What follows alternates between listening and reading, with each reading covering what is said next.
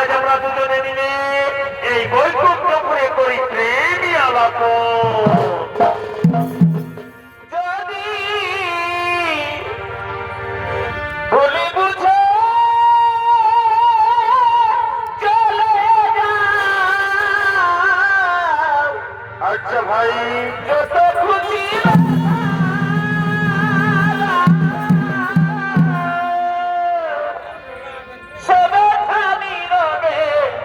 আমি শৈব প্রিয়া গো, তবু তো তোমায় ভালোবাসবো প্রিয়া প্রিয়া গো, তবু তো তোমায় ভালোবাসবো।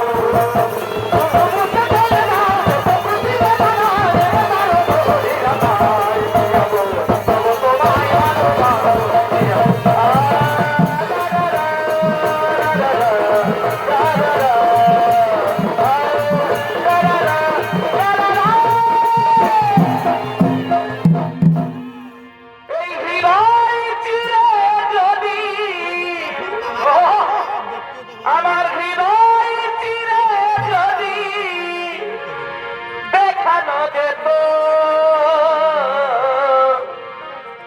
তুমি যে আমার সে কথা যদি তুমি জানতে। সত্যি বলছো প্রিয়া, যে তোমাকে বেসেছি ভালো, সে কথা যদি তুমি জানতে।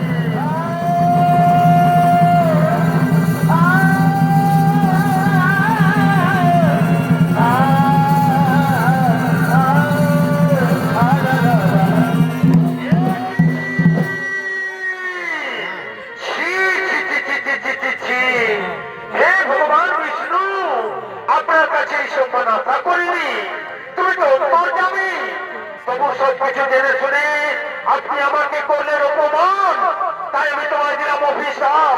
যার প্রতি প্রেম আমাকে মুক্ত হয়ে তুমি তোমার ভক্তের সম্মান করতে ভুলে যাও, তুমি সেই দেবী লক্ষ্মীর থেকে বিচ্ছেদ হয়ে যাও।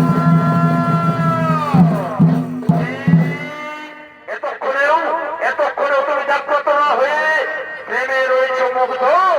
এমন ভগবানের স্মরণ করার চেয়ে আমি ভৃগু ঋষি সেই ভগবানের বুকে করি পদার্থ।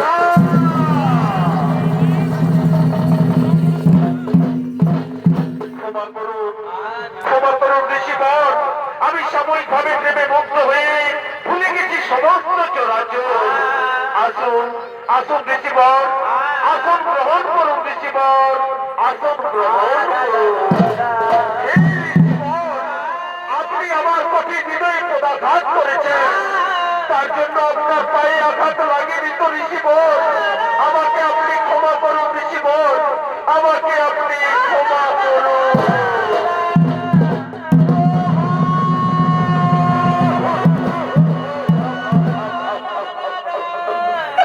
ক্ষমা করুন প্রভু, আমাকে আপনি ক্ষমা করে দিন।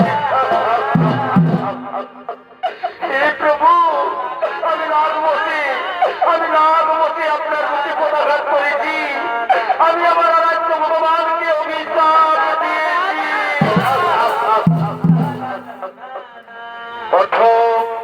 ঋষিবর, যা হঠাৎ তা অবশ্যই ঘটবে, আপনার সাপ অনুসারে বিরোধে তামায় অবশ্যই সইতে হবে।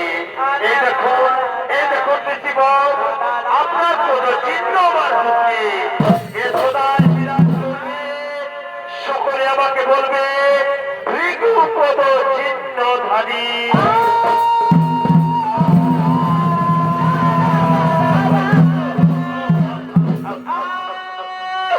প্রভু, আমি কি করলাম প্রভু?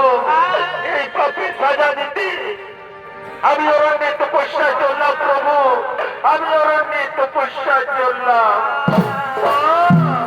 মা গো, পুত্র জেনে আমায় ক্ষমা করে দিও মা, পুত্র জেনে আমায় ক্ষমা করে দিও। তাহলে আমি এখন আসি প্রভু, আমি আসি। হ্যাঁ, তাই যাও ঋষিবর, তুমি তাই যাও।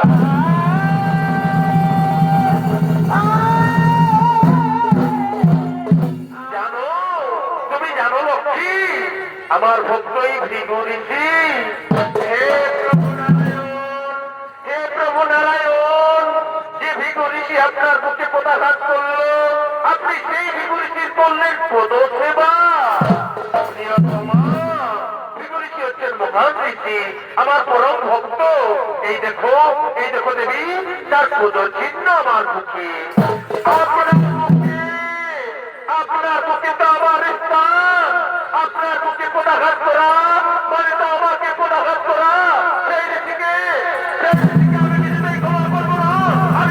আমি তাকে দেবো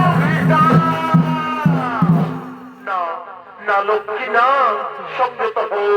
ভক্ত ভক্ত আমি, ভক্তের কষ্ট আমি সইতে পারবো না।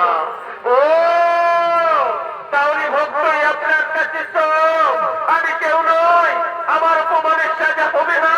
তাই না, তাই না, এখন আপনি এই বছর করে আর তখন আপনার ভক্তকে নিয়ে আমি চললাম, আমি চললাম ভক্ত ছেড়ে।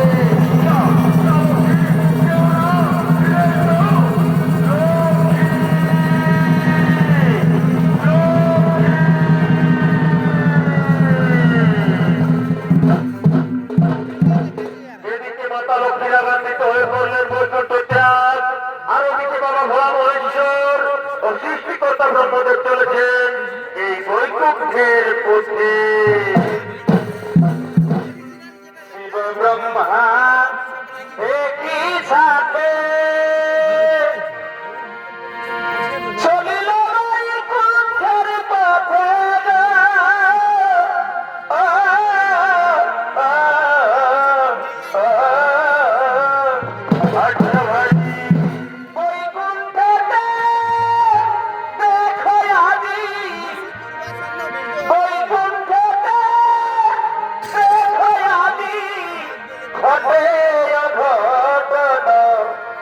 মাতা লক্ষ্মী গো,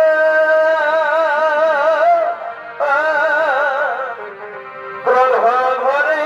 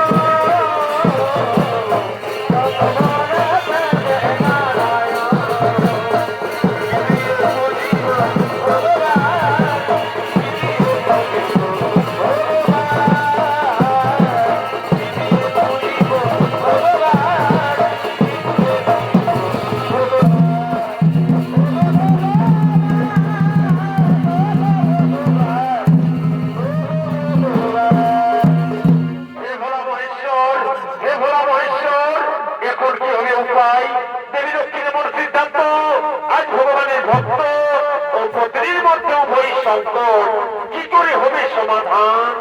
হে ব্রহ্মদেব, শিহরি বিষ্ণুর লীলা কেবল তিনি জানেন, আমরা তো তার সহচর মাত্র। ওই দেখুন ব্রহ্মদেব, মাতা লক্ষ্মী আসছেন। চলুন চলুন, তার রাগ ভাঙানোর চেষ্টা করি।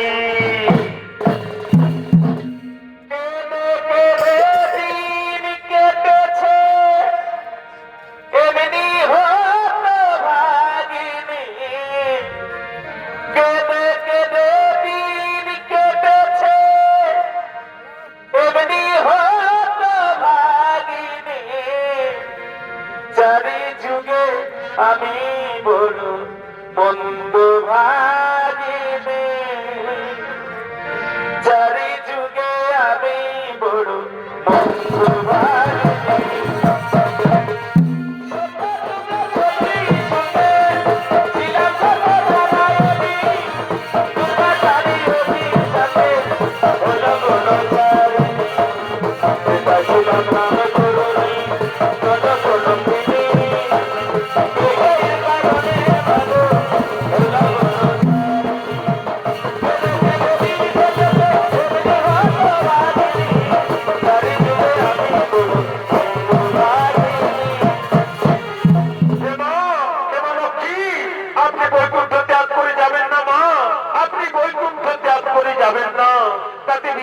চরাচরের কল্যাণ হবে।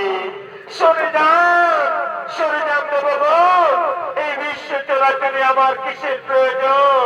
তার জন্য তো ভগবান বিষ্ণু আছেন, আপনারা আছেন। আমি চলে যাই সেই ধরা ধামে।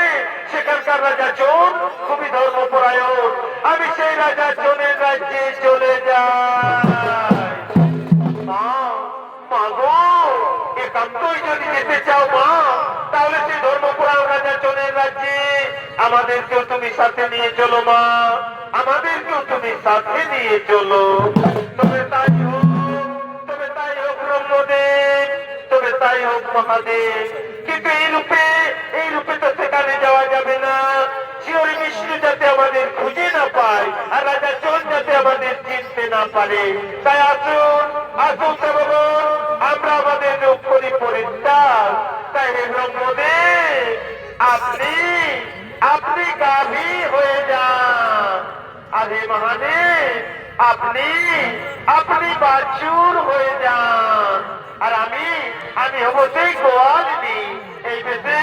এই বেশে চলেন আমরা ধরা ধামে করিব গমন।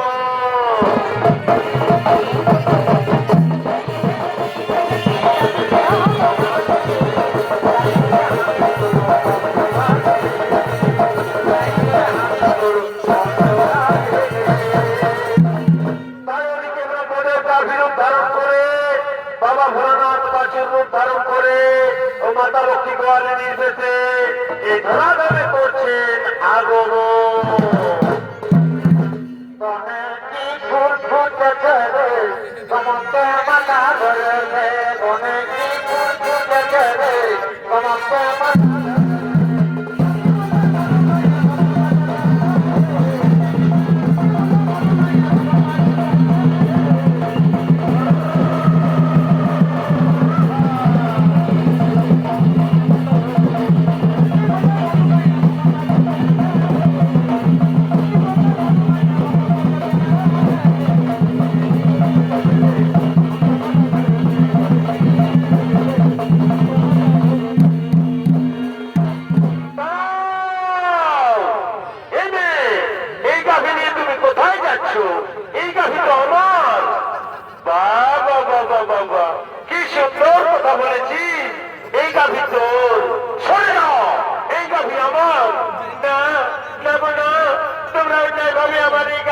করতে পারো না।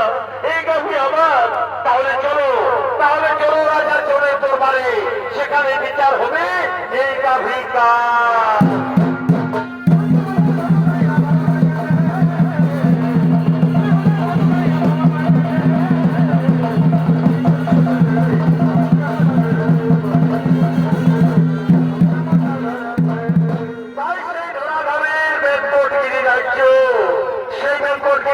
রাজা চোর তিনি তার পাত্র মিত্রদের সাথে রয়ে তিনি রাজসভায় করছেন আগমন।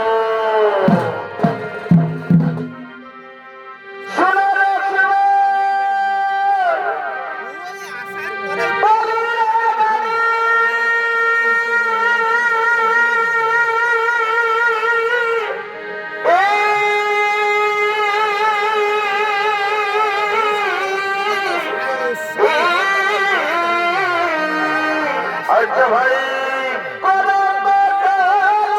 গেছিলাম আমি সুবল বেলায় বসার গালে রে।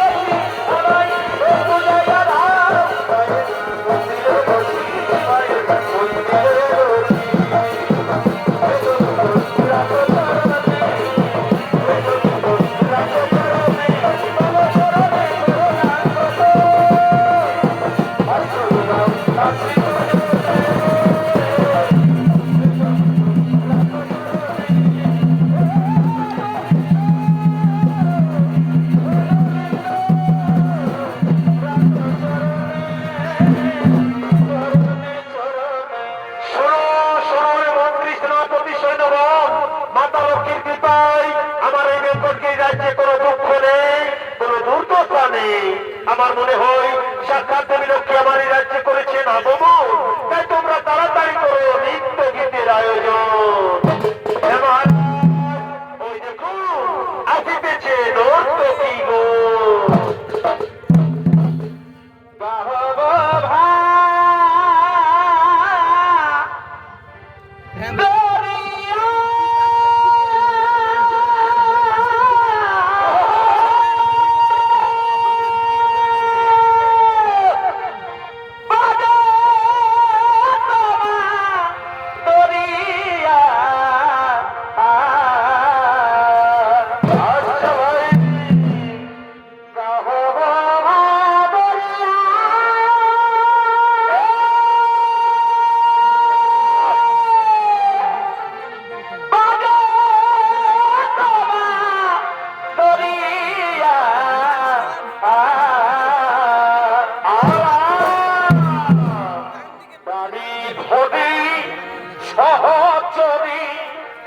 নাচবা খোড়াই মনে ঘরে নিদারায় ভাই দাড়ি ধরি সহজ যদি নাচবা খোড়াই মনে ঘরে নিদারায়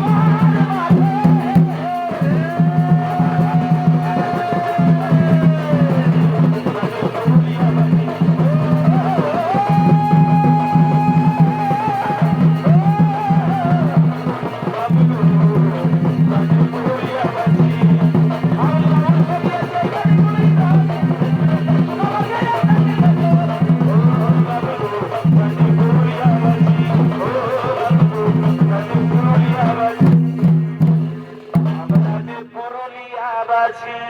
বলিবা আহা এগো ফাঁসে কাটতে গেলি বাবা। আচ্ছা ভাই ও আমার গাছ বাবা লাগে না।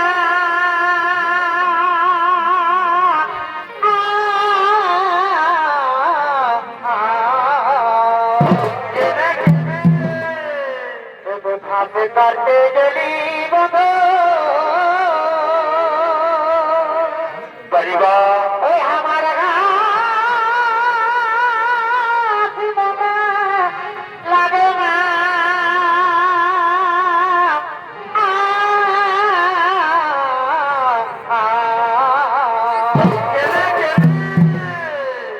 এগো শ্বশুর ঘর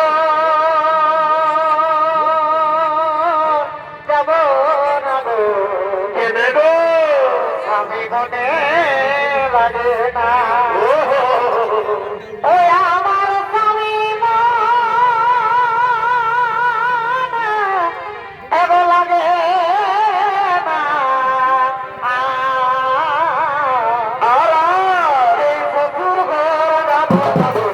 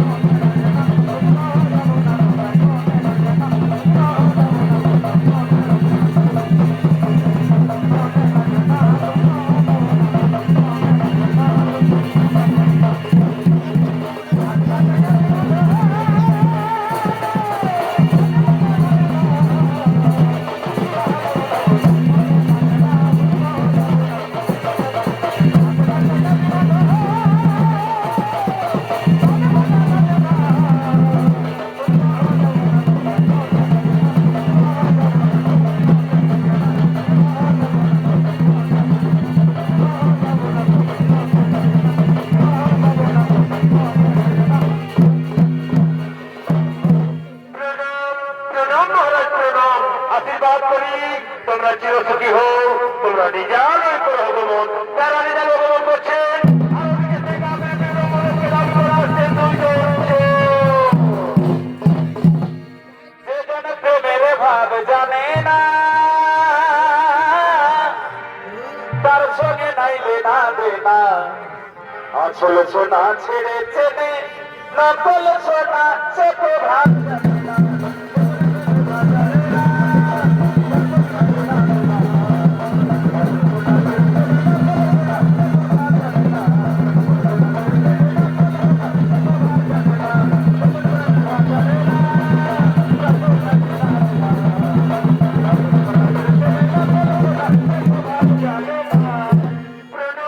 প্রণাম মহারাজ প্রণাম বিচার করুন মহারাজ আপনি বিচার করুন ওই গাভী বলছো আমার কিন্তু এটা কি আমার কাছ থেকে কেড়ে নিতে চাই না না মহারাজ এই বেটা মিথ্যে কথা বলছে ওই গাভী আমার ওই গাভী ছাড়াই আমি বাঁচব না না না মহারাজ ওই গাভী আমার না না ওই গাভী আমার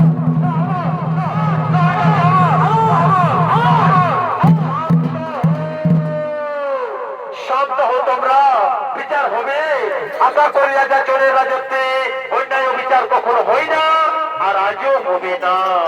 হে গোমাতা তোমার প্রতি যদি কোনো অত্যাচার হয়ে থাকে তার জন্য তুমি আমাকে ক্ষমা করো গোমাতা তার জন্য তুমি আমাকে ক্ষমা করো। হে গোমাতা সঠিক বিচার করতে তোমার সহযোগিতা চাই মা তাই যাও যাও গোমাতা যে হোক তোমার সঠিক মালিক তুমি তার কাছে নির্ভয়ে যাও গোমাতা তুমি তার কাছে নির্ভয়ে যাও। এদিকে আয় এই গাভী আমার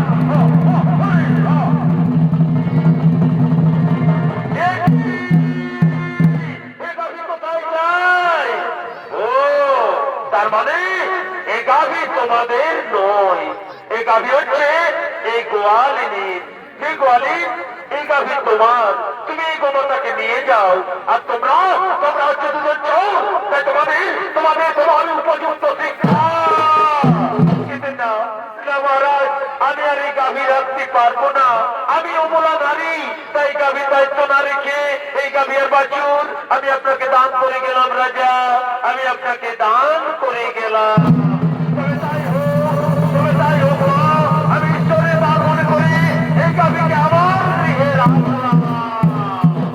আর শোনো তোমরা, আজ থেকে তোমাদের দায়িত্ব রইল এই গাভী বর্তকে আজন্ম সেবা করা। আর ওই তোমরা এই গাভীর দুধ আমার রাজবাড়ি পৌঁছে দেবে, এটাই হলো তোমাদের শাস্তি। যথাজ্ঞ মহারাজ, যথাজ্ঞ। তাই রাজা চন্দ্রের আনন্দে গাভী নিয়ে রাজগোপালার দিকে করছেন গমন।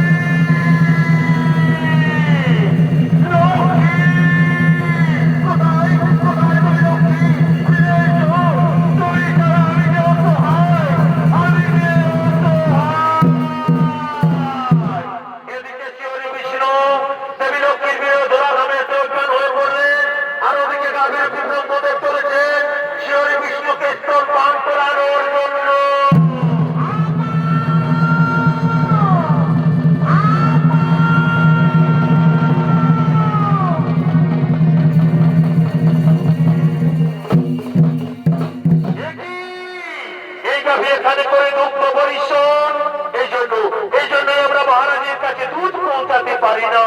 চলো মহারাজকে গিয়ে জানাই। মহারাজ,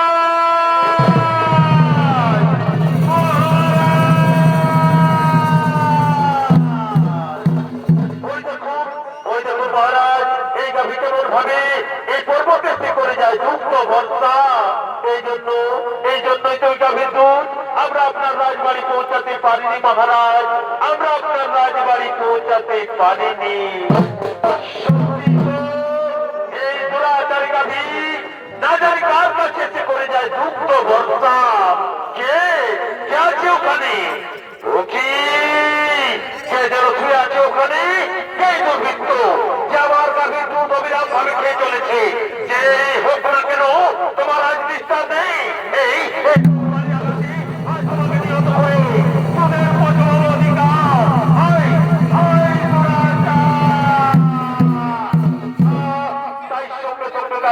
করে সৃষ্টিকর্তা ব্রহ্মদেব বলছেন, ওরে ওরে দুরাচারী রাজা, ওরে অধর্মী, ওরে পাপাত্মা, না জেনে না চিনে তুই যেভাবে অস্ত্র প্রতি ধারণ করে স্বয়ং ভগবান বেঙ্কটেশ বিষ্ণুর প্রতি করলি আঘাত, তাই আমি তোকে দিলাম অভিশাপ, তুই এই মুহূর্তে অসুর জনিতে পরিণত হয়ে যা।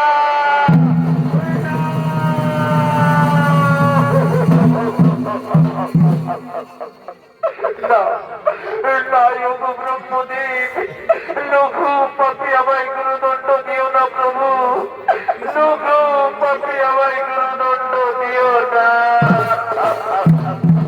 শোনো শোনো রাজা চোর, আমার মুখের কথা আমি ফিরিয়ে দিতে পারবো না, তবে আমি তোমাকে আশীর্বাদ করি, যেদিন তুমি অসুর জনি থেকে মুক্ত হবে পর্বতে তুমি করবে চরম অত্যাচার, ঘোড়ারূপী নারায়ণের হাতে হবে তোমার উদ্ধার, হবে তোমার উদ্ধার, হবে তোমার উদ্ধার।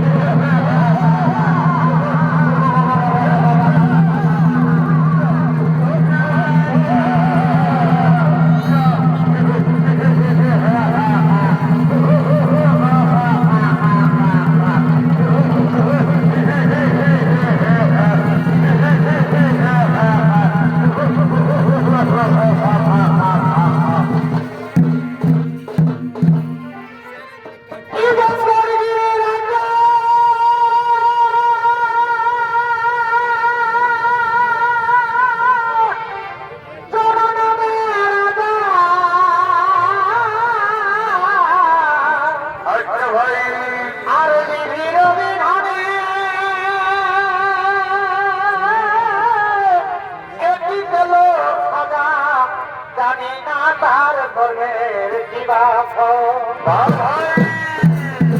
ব্রহ্মার অভিশাপে দোষে বিষ ভাষণ রূপে, ব্রহ্মার অভিশাপে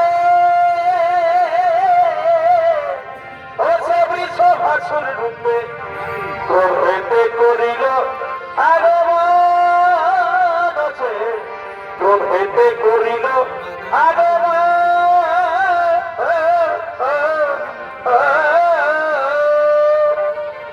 আজ সুনন্দারণী হয়ে পাগলিনী রাজারে করিল দর্শন, আজ রাজারে করিল দর্শন।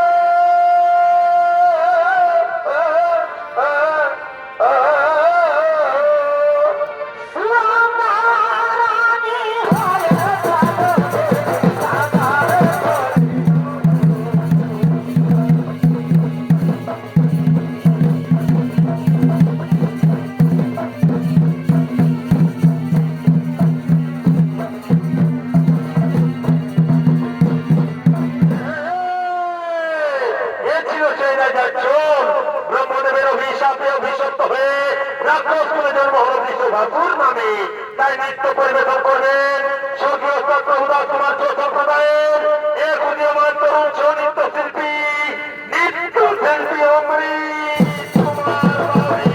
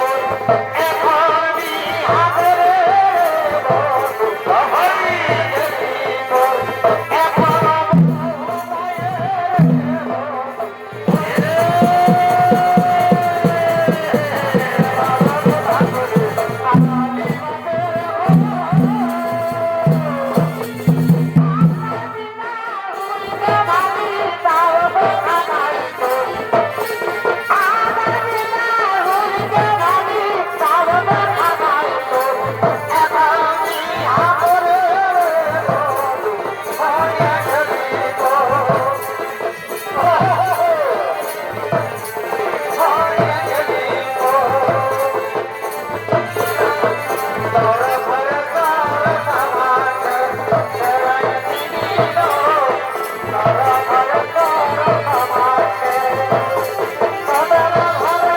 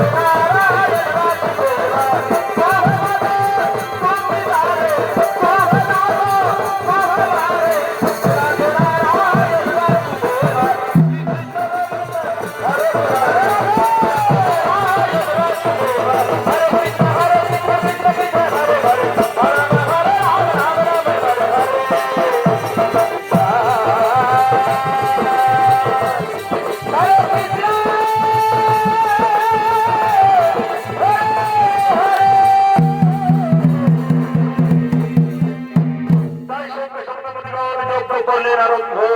ও নমো ভগবতে বাসুদেবায় নমঃ। ও নমো ভগবতে বাসুদেবায় নমঃ।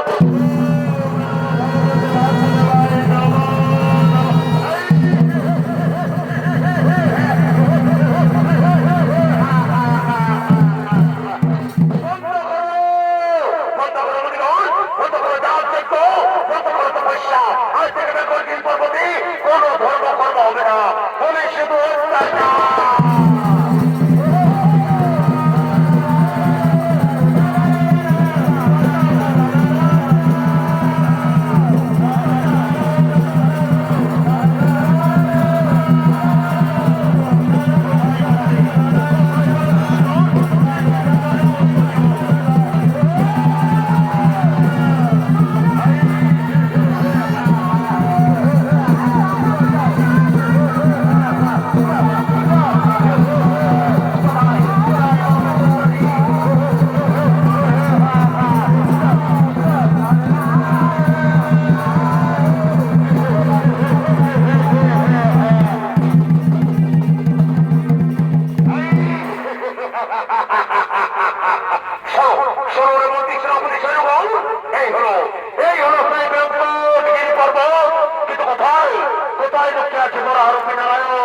আজ আমি পর্বত ওরা আঘাত করবার জন্য না আরবে পর্বত আর না আরবে নারায়ণ।